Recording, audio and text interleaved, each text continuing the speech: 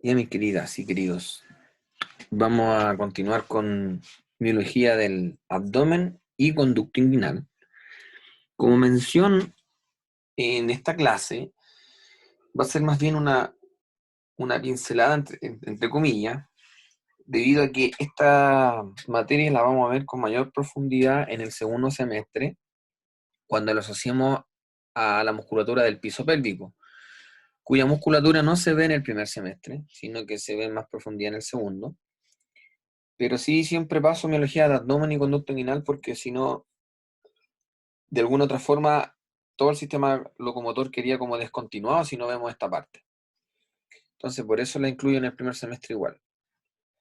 Y conducto inguinal, vamos a hacer una mención más superficial también respecto a él.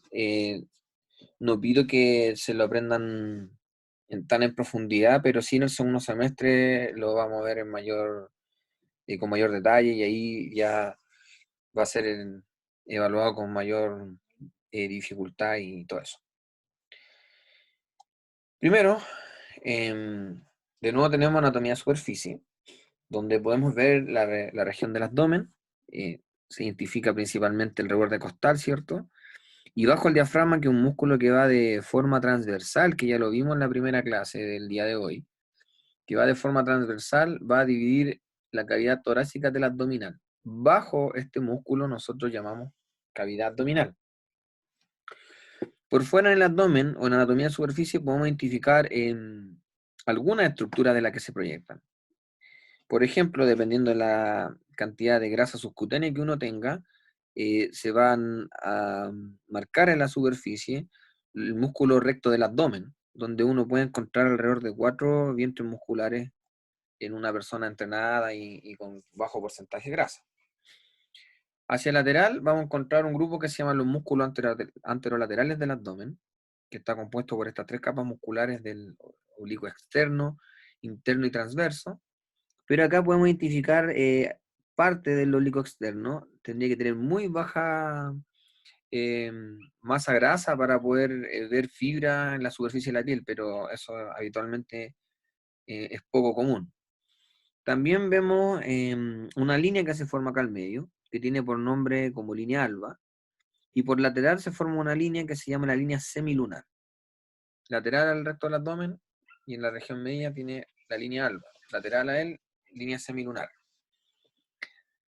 El conducto inguinal lo vamos a encontrar a esta altura, más o menos, donde está asociado a un ligamento que se llama el ligamento inguinal, que aquí lo tiene claramente.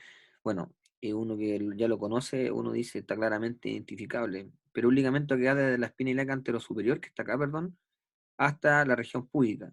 Es un ligamento que mide alrededor de unos 12 centímetros.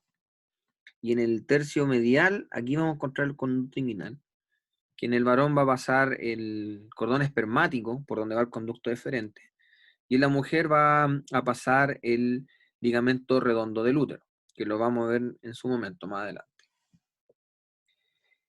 Y este abdomen tiene una topografía en la cual se divide en 9 cuadrantes, que es como en el fondo como jugar al gato. Lo divido en 9 cuadrantes.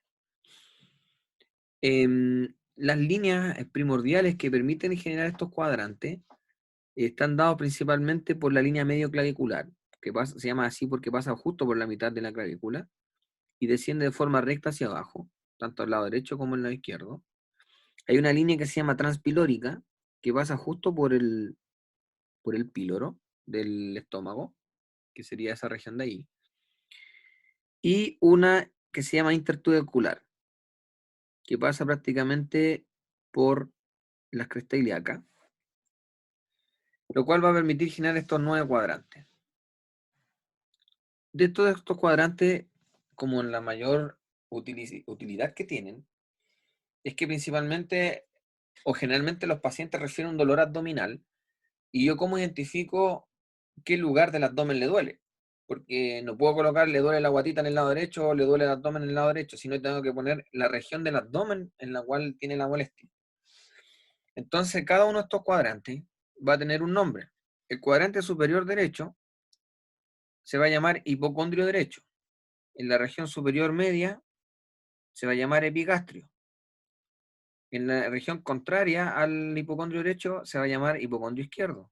En la región media vamos a encontrar a la región lumbar derecha, o también conocida como el flanco derecho, la región umbilical, que es justo donde está el ombligo, la región lumbar izquierda o flanco izquierdo, la región inguinal derecha, la región hipogástrica, que después en el segundo semestre aquí vamos a ver con harto detalle qué órganos hay acá, principalmente útero, entre otros, y la región inguinal izquierda. Como pueden ver, en cada una de estas regiones se proyectan órganos.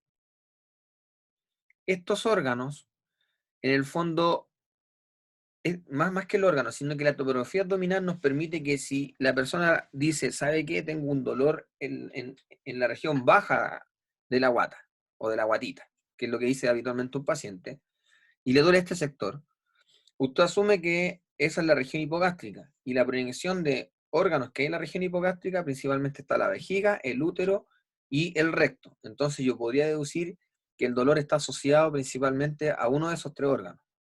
Por ejemplo, cuando la mujer en el periodo menstrual empieza a menstruar, ¿cierto? Los primeros días del ciclo, tiene un dolor en la región baja que se llama el hipogastrio y que muchas veces se irradia hacia posterior, hacia la región de la espalda baja. Entonces, en el fondo, el dolor menstrual se asocia principalmente a la región del hipogastrio. Por ejemplo, cuando me duele la boca al estómago, que habitualmente dicen las personas, en el fondo lo que está molestando es en la región epigastria, porque aquí está la entrada al estómago que se llama el cardias. Si una persona, por ejemplo, en urgencia, tiene un cuchillo así que se lo enterraron aquí en esta región del hipocondrio, cuando usted ve eso, o en el fondo uno usa un lenguaje distinto con los demás profesionales, y uno dice, ah, no, traía un arma corto punzante, ¿cierto? Un arma blanca corto punzante en la región del hipocondrio derecho. Y yo así asumo que puede incluso haber perforado hasta pulmón, porque aquí, como pueden ver, el tórax se extiende envolviendo al hígado. Lo único que aquí permite la diferencia es este reborde que se llama el diafragma, desde cavidad torácica abdominal. Entonces, yo tengo que referirlo de esa forma en un papel médico. O la famosa apendicitis, que generalmente empieza en un dolor abdominal umbilical, pero después el dolor se traslada hasta la región inguinal derecha, que aquí es donde se hace el signo, se han dado cuenta que uno le hunde los dedos para ver la irritabilidad del peritoneo, y eso se llama el signo de Bloomberg, que en el fondo cuando me genera molestia al momento de sacar los dedos, me genera un dolor muy punzante, que es cuando está inflamado el apéndice, y eso principalmente ocurre en la región inguinal derecha. Entonces, esta división topográfica del abdomen sirve principalmente para ubicarse en la proyección de los órganos. Vamos a partir por un primer músculo, que está en la pared anterolateral del abdomen, que se llama el músculo oblicuo externo. Y se llama oblicuo externo porque obviamente es el más superficial, el que está más exterior. Y la mayor característica que posee es que sus fibras musculares, que en realidad el músculo es lo que está en rojito, todo el resto es aponeurosis, como bien preguntaba una compañera, la aponeurosis siempre se refieren de color blanquecino. Por ejemplo, cuando sus padres van a hacer un asado, ¿cierto? Para el 18, para un momento especial, una ocasión especial, generalmente cuando está la carne cruda, uno ve una especie de tabique o también ve sobre la carne una capa que es dura y blanca. Que generalmente en el lenguaje coloquial las personas dicen, hoy está lleno de grasa, pero realmente es duro, la grasa es más blanda, y realmente es bastante duro, cuesta sacarlo, y en el fondo lo que está en ese trozo de carne es una aponeurosis, no es grasa. La grasa es más amarillenta y más blanda, no así la aponeurosis, que es muy dura. Entonces hay que diferenciar que la aponeurosis tiene un color más blanquecino.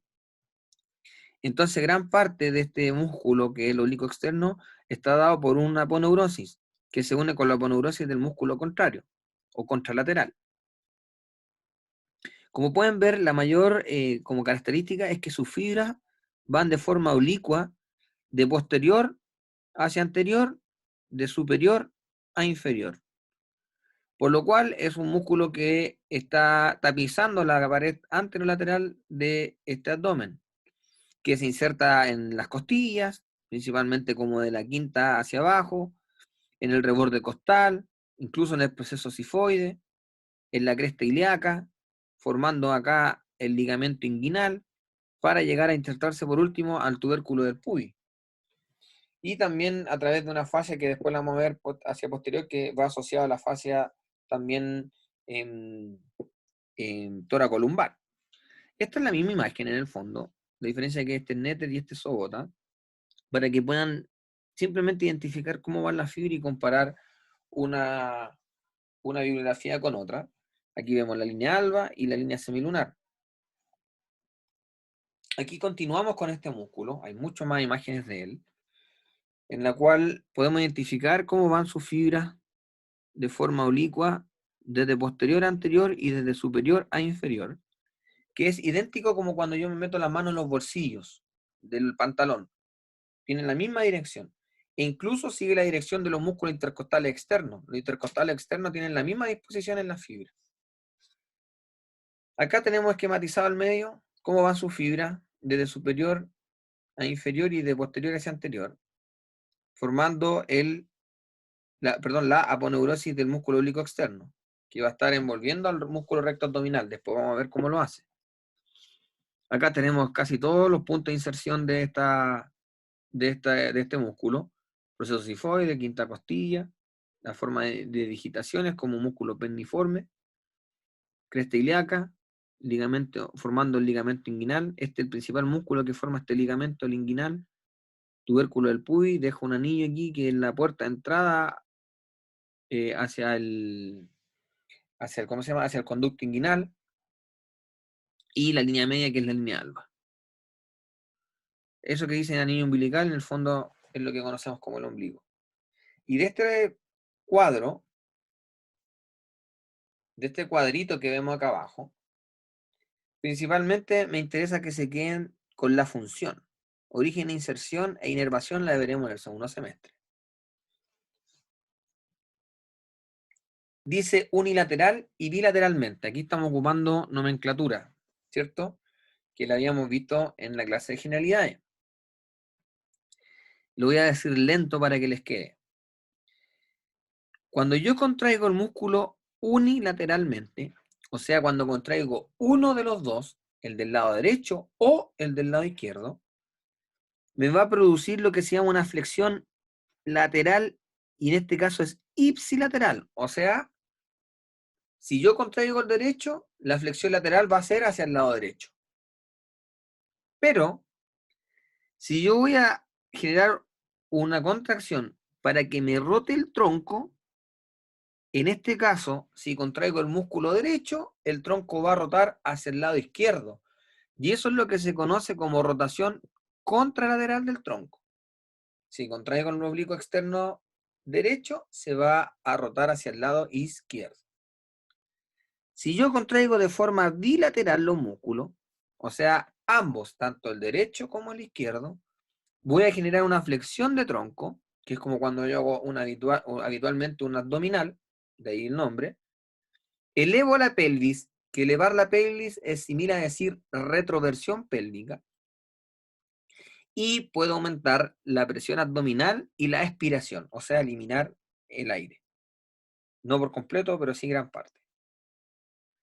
Después, más profundo este músculo, encontramos el músculo oblicuo interno, que como pueden ver, sus fibras van contrarias al oblicuo externo. O sea, van en la dirección totalmente contraria. Va de superior a inferior, pero va descendiendo de anterior hacia posterior. Mientras que el oblicuo externo, sus fibras iban de alguna u otra forma orientándose así, estas van orientándose al revés. Y como pueden ver, también genera una aponeurosis, que participa en el envolvimiento de este músculo, que es el recto abdominal, que después vamos a ver cómo lo envuelven. Se va a insertar muy similar al oblicuo externo, también va a llegar al tubérculo del pubis, parte del ligamento inguinal, el cual no lo forma, porque el ligamento inguinal lo forma el oblicuo externo. Fíjense cómo continúa la aponeurosis del oblicuo externo formando este ligamento. lo cual este músculo va insertado un poquito más posterior y no forma parte del ligamento. Entonces, en el fondo, el ligamento inguinal es un ligamento que deriva del oblicuo externo. En este caso, el oblicuo interno va a insertarse en el reborde costal, no va a partir desde la quinta costilla. También va a ser parte de la línea alba, también va a ayudar a formar la línea semilunar y se va a ir a insertar hacia posterior a través de la misma fascia toracolumbar, que lo vamos a ver más adelante. Aquí vemos sus fibras, cómo van de forma contraria al oblicuo externo. El oblicuo externo lleva sus fibras en esta dirección. Acá las fibras van de forma contraria. Aquí vemos cómo se inserta en la cresta ilíaca y termina derivando acá abajo un músculo que lo vamos a ver más adelante, que es el músculo cremaster. Y vamos a ver más adelante su función. Aquí vemos los puntos de inserción de este músculo, formando, ¿cierto?, la aponeurosis, cómo van las fibras en cuanto a dirección, y ahí vemos parte del músculo en la región posterior. Acá podemos ver la línea alba y las fibras descendiendo para ir a retornar hacia la región posterior. Dentro de las funciones son similares al oblicuo externo, pero hay una pequeña diferencia. Si yo contraigo este músculo unilateralmente, me va a generar una flexión lateral hacia el mismo lado del músculo contraído, o sea, de forma ipsilateral. Y cuando yo voy a generar una rotación de tronco, la rotación de tronco se produce al mismo lado del músculo contraído. O sea, si contraigo el derecho, mi tronco va a rotar hacia el lado derecho. A diferencia del oblicuo externo, que si yo contraigo el oblicuo externo derecho, mi tronco va a rotar hacia el lado izquierdo. Entonces, en el oblicuo externo, cuando contraigo el derecho, rota hacia el lado izquierdo. Eso es una rotación contralateral. Pero cuando yo ocupo el oblicuo interno y contraigo el oblicuo interno derecho, va a rotar hacia el lado derecho. Es una contracción de tipo ipsilateral, o sea, hacia el mismo lado. También a la función bilateralmente, o la función bilateral, en el fondo va a funcionar igual que el oblicuo externo. Tiene las mismas funciones de forma bilateral. Flexiona el tronco, genera una retroversión pélvica y aumenta la presión abdominal, como también participa en la expiración.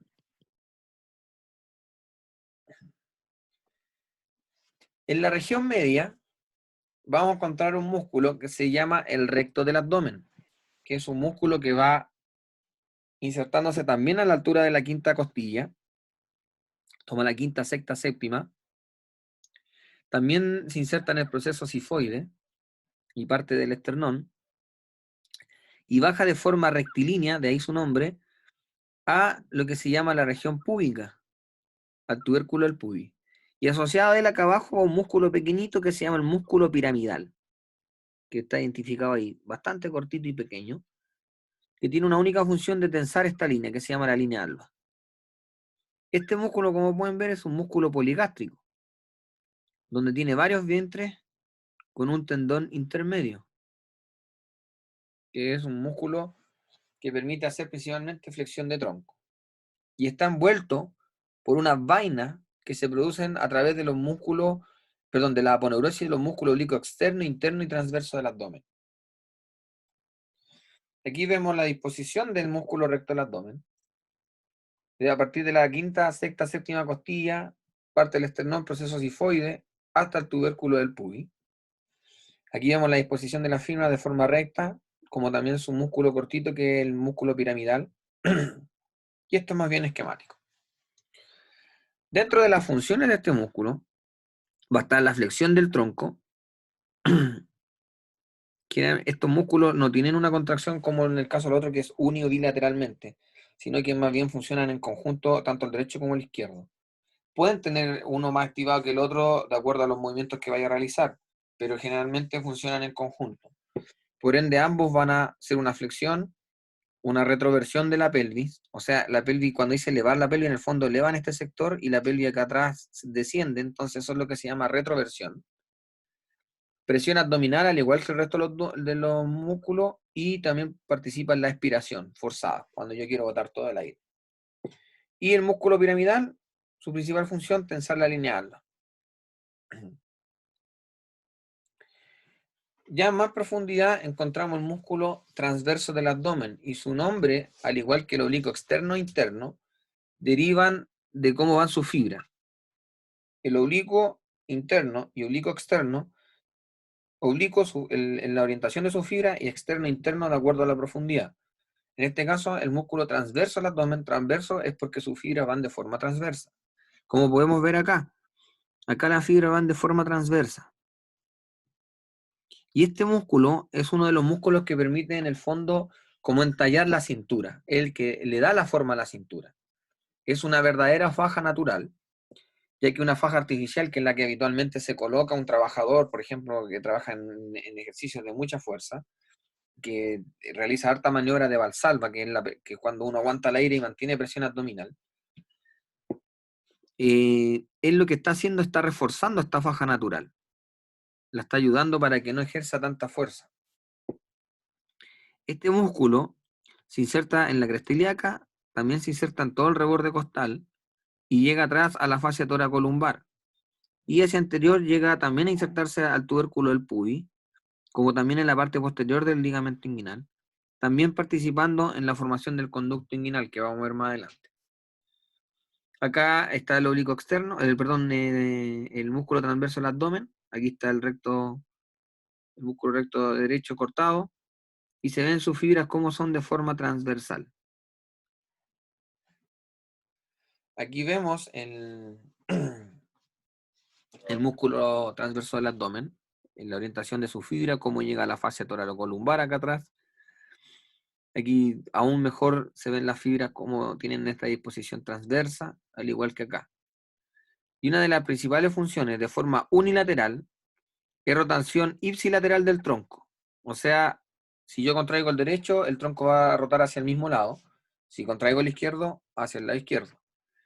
Y bilateralmente, principalmente presión abdominal, de ahí el nombre, o sea, la función de formar el talle de la cintura y la expiración forzada, en el fondo, eliminar todo el aire que tengo en el abdomen.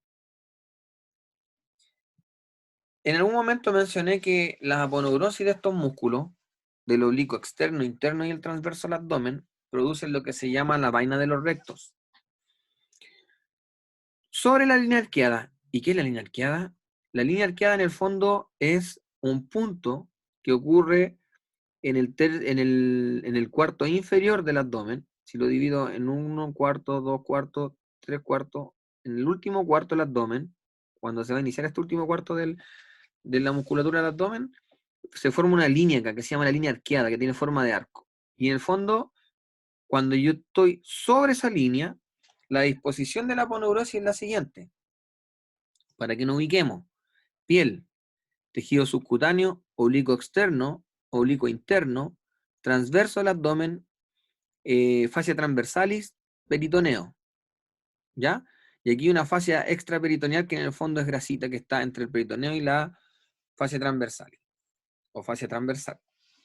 Si se fijan, el oblicuo externo sobre la línea arqueada va a pasar toda la aponeurosis por anterior al músculo recto del abdomen, uniéndose con el contrario. Todas estas aponeurosis tienen doble capa. Entonces las dos capas van a pasar por anterior. En el caso de los músculos oblicuo interno, sobre la línea arqueada, se dividen las dos capas y una capa va a pasar por anterior y otra capa va a pasar por posterior, uniéndose la línea alba con el contrario. Y por último, el transverso del abdomen, sus dos capas van a pasar por posterior. Entonces eso permite que envaine el músculo recto del abdomen. Por eso se conoce como la vaina de los rectos. Aquí está la línea semilunar y aquí está la línea alba.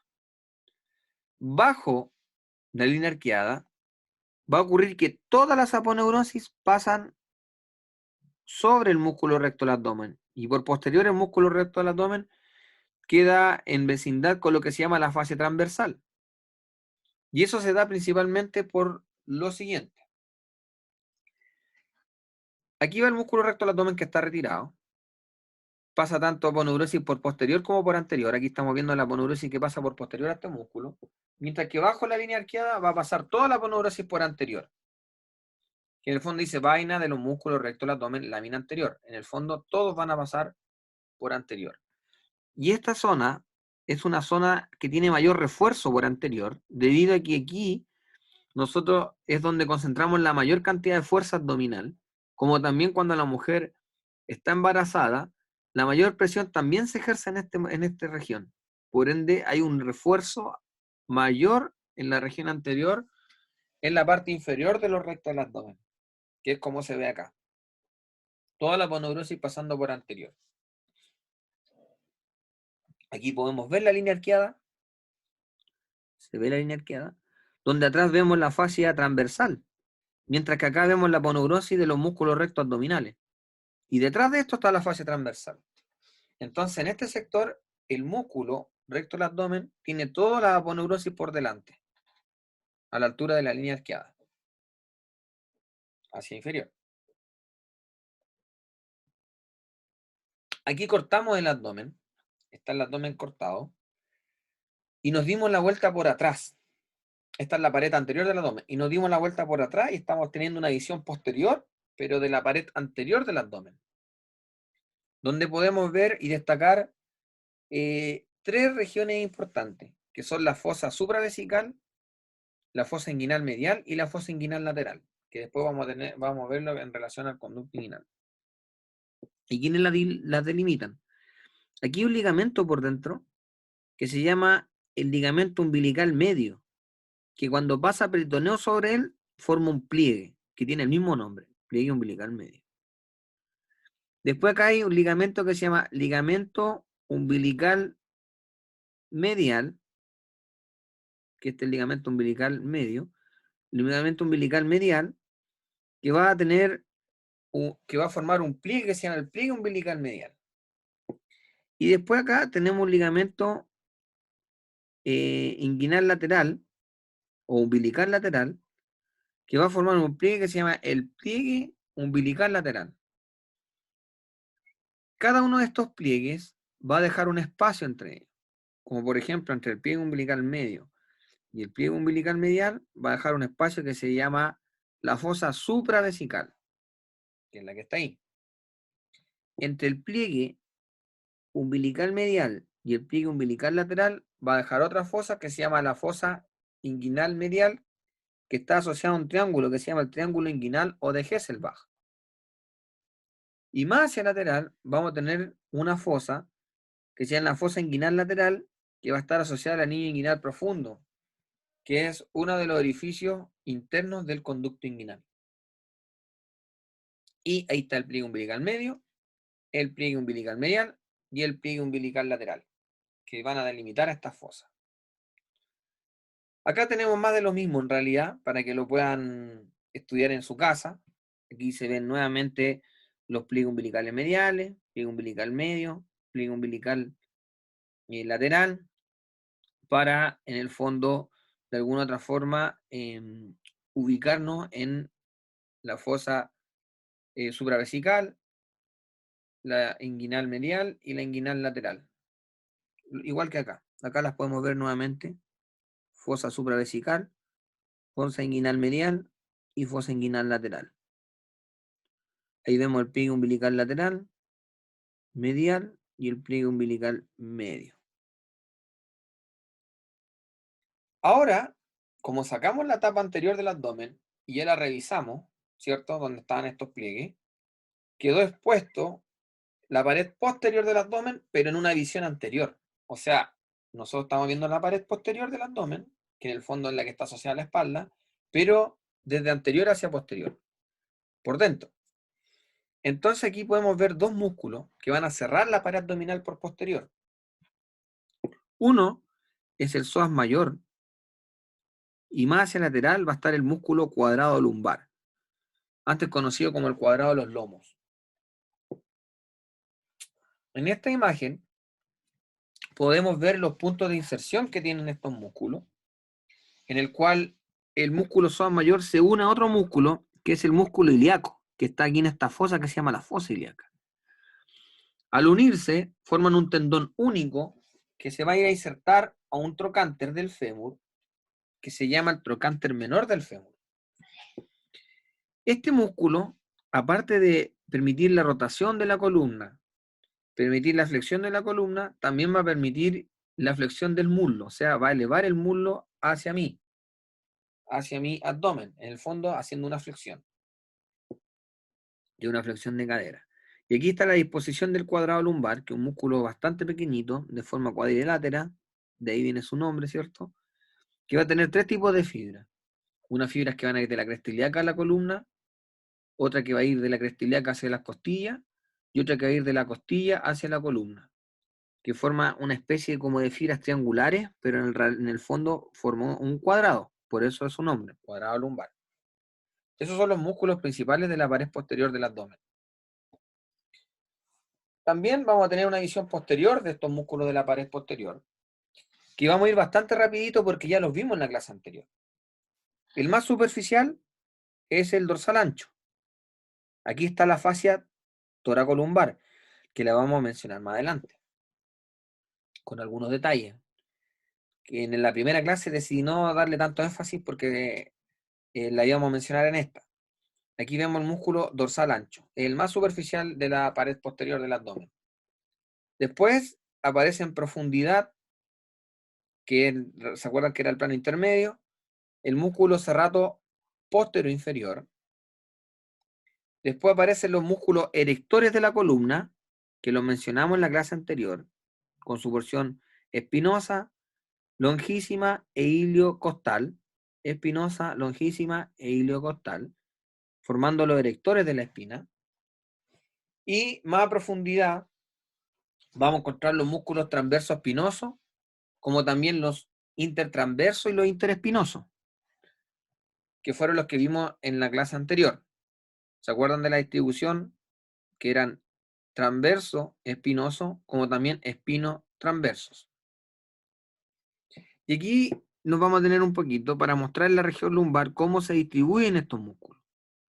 Por ejemplo, aquí encontramos parte de los espinos transversos, que son los músculos multífidos. Aquí habían rotadores largos, cortos, semiespinosos, en este caso estamos mostrando los multífidos. Aquí están los músculos erectores de la columna cortados. Y aquí vemos la fascia toracolumbar, su lámina superficial. Acá podemos ver los músculos intertransversos en su región o porción lateral y los intertransversos en su porción medial. Todos estos músculos, los multífidos, junto con el transverso del abdomen, permiten de alguna u otra forma ayudar a fijar la columna lumbar, ya que la columna lumbar resiste harto peso, porque como pueden ver, a la altura del tórax, nosotros encontramos huesos asociados donde se van a fijar la musculatura, mientras que en el abdomen, el único hueso que encontramos está en la región lumbar. Todo el resto hacia adelante es un cierre de forma muscular y aponeurótica.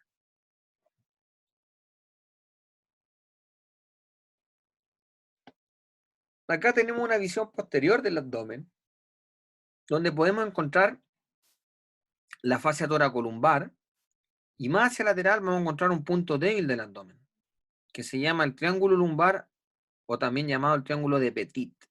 Recuerden que los epónimos hoy en día no se están utilizando en demasía, en la clínica todavía lo utilizan, pero vamos a dejar este triángulo conocido como el triángulo lumbar, que está dado por el borde anterior del músculo dorsal ancho, borde posterior del oblicuo externo y el borde de la cresta ilíaca. Ese sería el límite inferior, borde de la cresta ilíaca.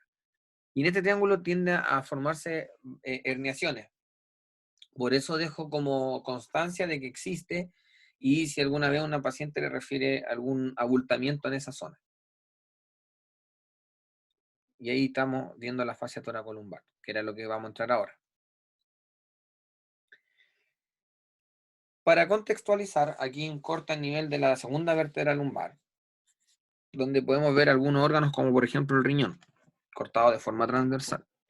Aquí vemos la vértebra L2, aquí tenemos el músculo psoas, aquí tenemos el músculo cuadrado lumbar, acá tenemos los músculos erectores de la columna, acá tenemos el músculo dorsal ancho, el serrato posterior inferior. Por eso hablamos de un plano superficial, un plano intermedio y un plano profundo en la musculatura, tenemos el oblicuo externo, el oblicuo interno y el transverso del abdomen. Si ustedes se fijan, la fascia toracolumbar va a tener una lámina anterior, una lámina media y una lámina posterior. La lámina anterior es principalmente dada por la envoltura anterior del músculo cuadrado lumbar. La lámina media es la continuación de la inserción del transverso con el oblicuo interno, que forman un tendón acá, que acá Netter lo menciona como el tendón origen de los músculos transverso y oblicuo interno, que continúa este tendón formando lo que se llama la lámina media de la fascia toracolumbar y que se va a ir a insertar al proceso transverso de la vértebra correspondiente, L1, L2, L3, L4, L5.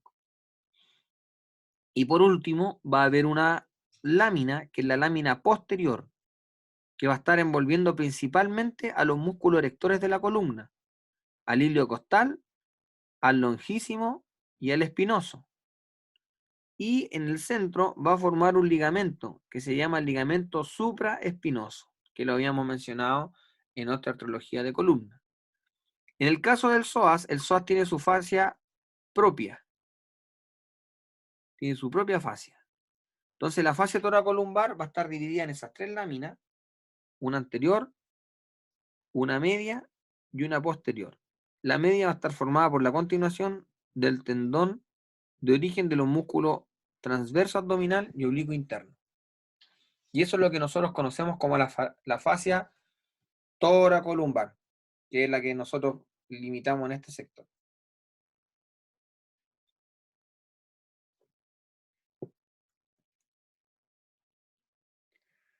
Dentro de las funciones musculares del abdomen, tenemos unas funciones que son a modo general. Lo que voy a mencionar ahora es a modo general. Aquí anulamos un poco el tema de las rotaciones y eso que ya lo vimos al principio, sino que aquí vamos a ver una funcionalidad general de los músculos del abdomen. En este esquema podemos ver la fibra como un color amarillo del músculo oblicuo externo. Más profundo vemos la del oblicuo interno. Después en rojo vemos la del músculo transverso del abdomen y en anaranjado vemos el músculo recto abdominal que está siendo envuelto por la aponeurosis de estos músculos, que era la vaina de los rectos. Acá vemos la musculatura de la pared abdominal, dada por los tres músculos, y acá hacia superior va a estar dado por el diafragma, y hacia inferior por los músculos del suelo pélvico, que después ese espacio triangular que está ahí se llama la fosa isquionales, y aquí está el músculo elevador del ano.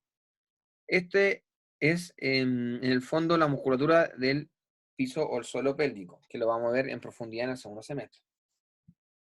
Entonces todo esto nosotros llamamos la cavidad abdominal, y de aquí hacia abajo hablamos de la cavidad pélvica. Ese de aquí hacia abajo principalmente está dado por la apertura superior de la pelvis. Desde la apertura superior de la pelvis hacia abajo nosotros lo llamamos cavidad pélvica. De la apertura superior hacia arriba, cavidad abdominal. Y si lo quiero nombrar por completo, se llama cavidad abdominopélvica.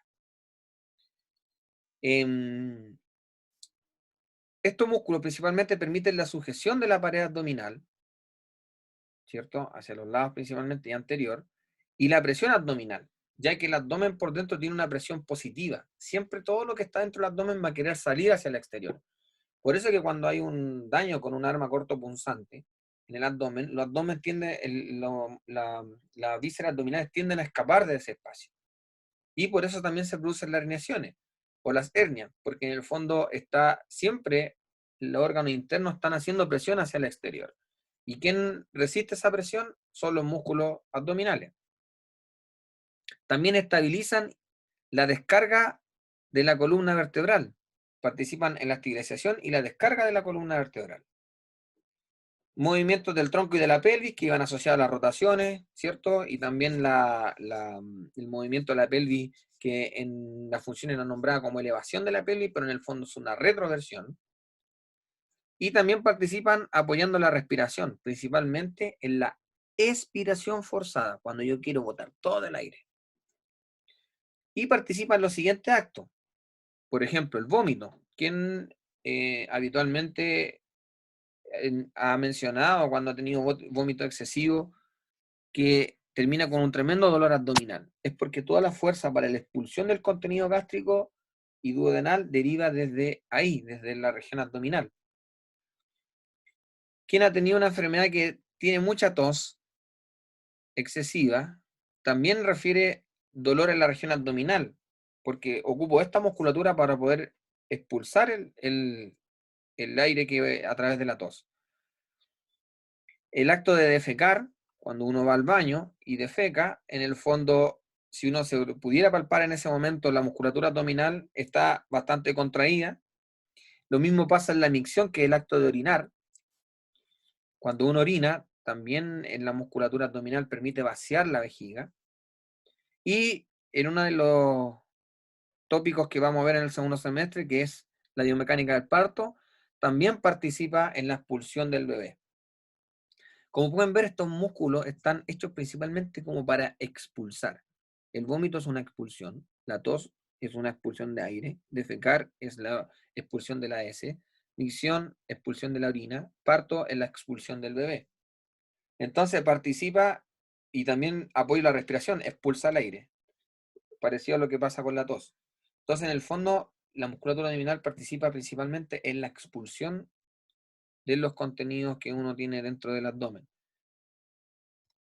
Y aquí podemos ver cómo la presión abdominal es bastante potente, va en diferentes direcciones, incluso hay presión hacia el diafragma o también a la musculatura del suelo pélvico. Por eso es importante también saber entrenar esta musculatura, para que después no hayan algunas enfermedades como prolapso uterino, entre otras, incontinencia urinaria, que las vamos a ver con detalle en el segundo semestre, ya que es por la debilidad que existe en la musculatura de la región inferior de la pelvis. Y cómo resiste la fuerza los músculos abdominales, tanto hacia la columna vertebral como hacia anterior. Aquí hay un esquema donde se identifican los músculos del abdomen y se ven algunas de sus funciones ejemplificadas en este monito que está al lado. Esto principalmente es para que lo revisen en su casa, por eso lo agregué. Ahora vamos a entrar a un tópico que lo vamos a ver, como les dije, superficialmente, porque es muy difícil de entender. A mí me costó varios años entenderlo, y lo estudié bastante para poder explicarlo, ya que uno no puede explicar algo si no lo entiende. Por lo menos lo estuve estudiando unos 8 años constantemente, lo revisaba, buscaba, bajaba paper para poder entenderlo. Así que tampoco puedo exigirle que en una semana se lo aprendan, pero sí que les quede la mayor cantidad de información posible. Este conducto inguinal tiene diferencia entre el género femenino y masculino. ¿Por qué? Porque en el fondo, en el varón, tanto en el varón y la mujer, ocurre que el testículo y el ovario se forman en la región abdominal. Y después estos descienden en la región abdominal y en la pared posterior, y después descienden para ubicarse, en el caso del ovario, en la región pélvica, mientras que el testículo sigue descendiendo y se va hacia anterior para llegar a una bolsa que se llama la bolsa escrotal. En este caso, que es el de un varón, es donde se produce un verdadero conducto inguinal, mientras que en la mujer solamente es el traspaso de un ligamento. Entonces, el verdadero conducto inguinal se da más en el varón, mientras que en la mujer, vuelvo a insistir, es un ligamento, que es el ligamento redondo del útero. Como pueden ver, aquí están todas las capas de la piel, perdón, del abdomen. Está la piel, tejido subcutáneo, oblicuo externo, oblicuo interno, transverso, fascia transversal, fascia extraperitoneal y después el peritoneo al fondo. Entonces tiene varias capas el abdomen.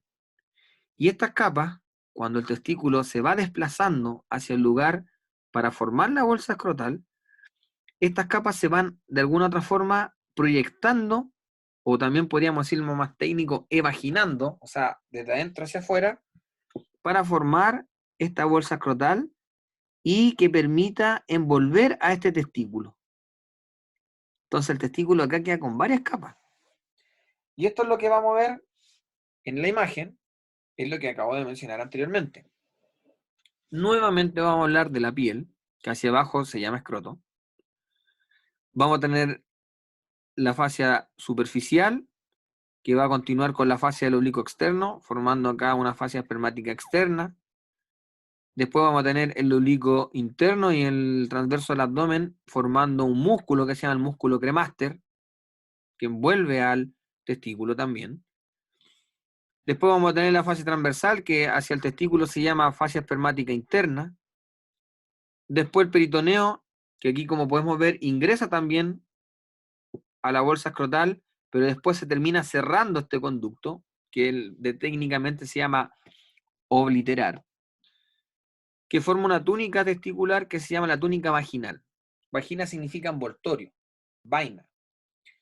Entonces por eso tiene su nombre de túnica vaginal, porque está envolviendo al testículo. Y aquí queda un anillo, que se llama el anillo inguinal superficial, que es la puerta de entrada a este conducto inguinal. Este espacio que está aquí es lo que nosotros conocemos como el conducto inguinal. Entonces, casi todas las láminas de la pared del abdomen se proyectan para darle envoltura al testículo.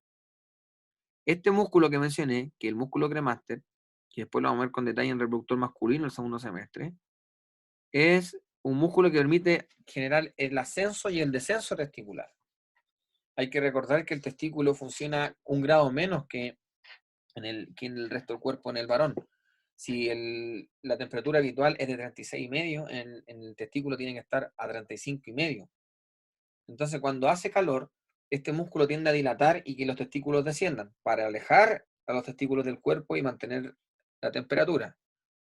Pero cuando uno está en frío, por ejemplo, cuando se mete agua helada o algo así, los testículos tienden a ascender para que el testículo se acerque al cuerpo y mantenga esa temperatura de 36,5 grados. ¿Por qué? Porque la formación de testosterona y espermatozoides funcionan con un grado menor al resto del cuerpo. Acá podemos ver cómo este testículo va descendiendo bajo el peritoneo, va descendiendo para ir a entrar o ingresar a lo que se llama la bolsa escrotal. Y aquí lo que estamos viendo es la evolución de esto. El gubernáculo es una especie de ligamento que está en el desarrollo del fetal, que en el fondo, gracias a un aumento de la testosterona en el varón, permite la contracción, no se contrae como un músculo, pero sino en el fondo te permite el acortamiento de este ligamento para arrastrar al testículo a esta bolsa escrotal. Entonces aquí vemos todas las capas del abdomen, están nombradas cada una de ellas, y que se continúan hacia abajo para dar la envoltura testicular. Y ahí es ahí que cambian los nombres, porque como decía, la piel acá abajo se llama escroto y así sucesivamente. Este espacio que queda en el transcurso del viaje del testículo a la bolsa escrotal es lo que se conoce como el conducto inguinal, donde encontramos un anillo inguinal profundo que está dado principalmente por la fase transversal y encontramos un anillo inguinal superficial, que no es este, porque este está indicando el cordón espermático, pero estaría a esta altura más o menos el anillo inguinal superficial.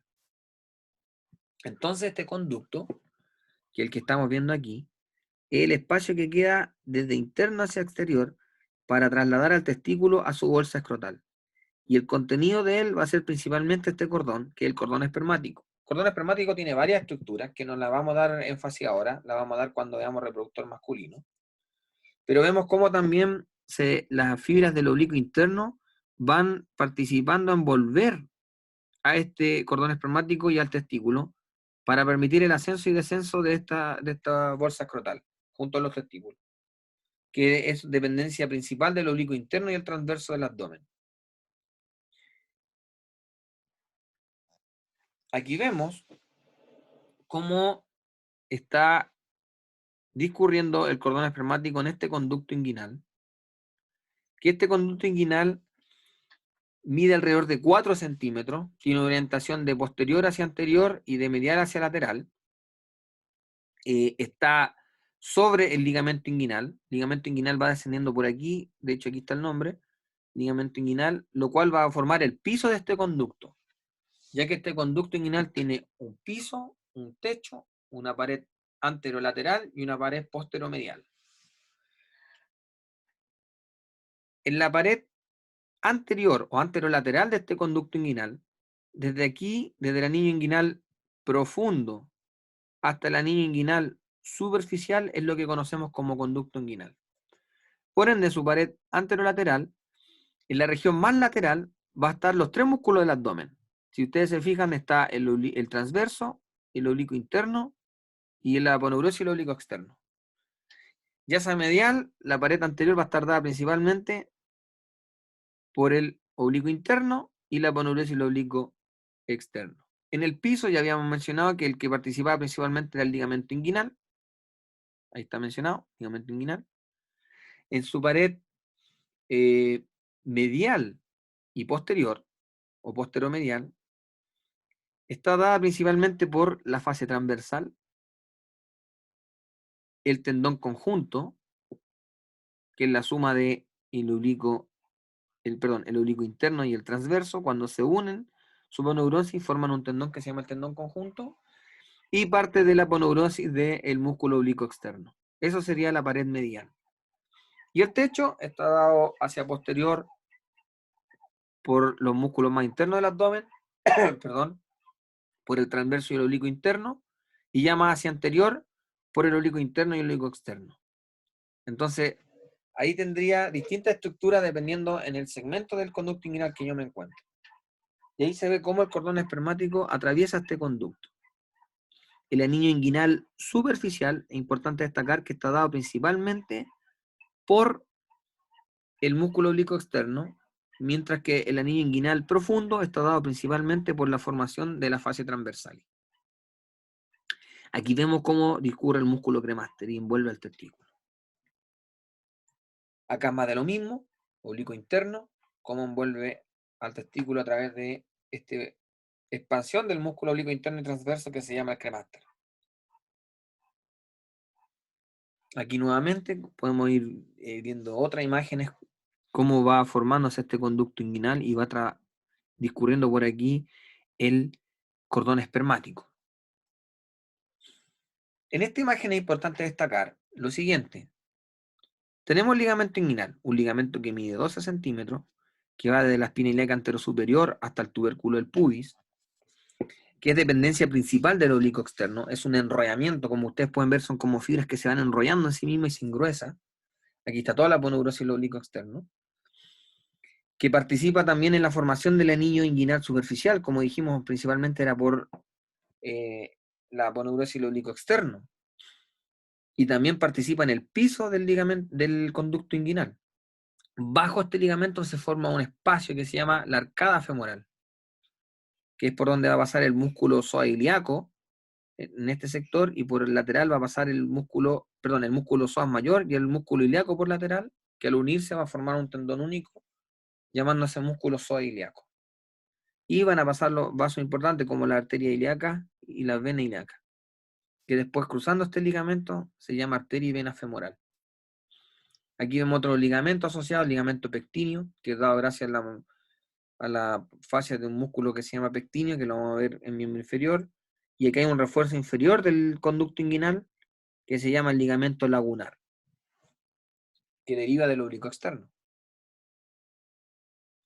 Entonces aquí vemos también, según Netter, lo anterior en la acá según Moore, en la acá según Gray, en la acá es según Sobota arriba, Netter abajo, para que se vayan dando cuenta que ocupamos distinta bibliografía en esta clase, para que vayan viendo que distintos esquemas. Acá vemos de nuevo el conducto inguinal. Miren, aquí estamos viendo el cordón espermático, cómo discurre por este conducto. Aquí está el anillo inguinal profundo, acá está el anillo inguinal superficial, deriva principalmente del oblicuo externo, acá mientras deriva de la fascia transversalis. Aquí vemos cómo los tres aponeurosis, perdón, al revés, la aponeurosis de los tres músculos del abdomen pasan anterior al recto abdominal, oblicuo externo, interno y transverso. Y aquí se ve principalmente cómo se forman las paredes y el techo de este conducto. Aquí tenemos más bien esquemático,